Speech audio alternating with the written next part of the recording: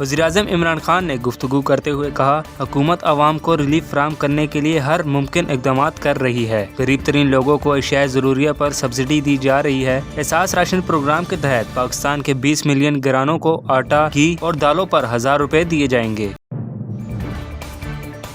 نون league Punjab کے صدر رانا ثناءاللہ نے کہا ہے، اگر حکومت نے زبردستی الیکٹرانک ووٹنگ مشین کے ذریعے الیکشن کرانے کی کوشش کی تو اپوزیشن تحریک لبیک پاکستان ماڈل اپنائے گی۔ گورنر پنجاب چودھری سرور نے کہا کہ IMF نے $60 لاکھ قرض کے بدلے ہمارا سب کچھ لکھوا لیا۔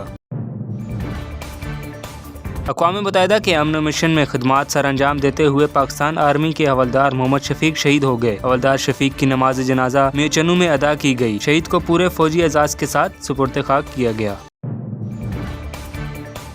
سوئی ناردرن گیس کمپنی نے اوگرا کو گیس ٹیرف میں 150% اضافے کی درخواست دے دی۔ چیئرمین اوگرا کے مطابق جو بھی فیصلہ ہوگا وہ صارفین کے مفادات کو سامنے رکھ کر کیا جائے گا۔ فی الحال کمپنیوں کی پٹیشن کو سپورٹ کریں گے کیونکہ گیس درآمد کر کے قیمت کم کرنا مشکل ہے۔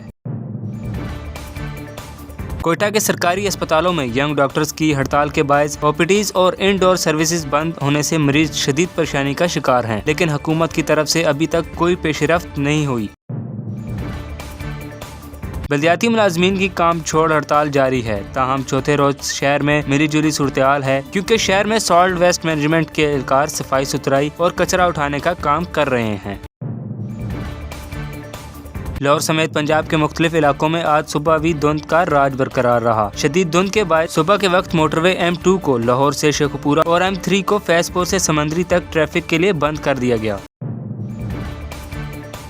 سعودی عرب میں گزشتہ روز کرونا وائرس کا افریقی ویرینٹ اومیکرون کا پہلا کیس رپورٹ ہوا، جس کے بعد حکام نے اس حوالے سے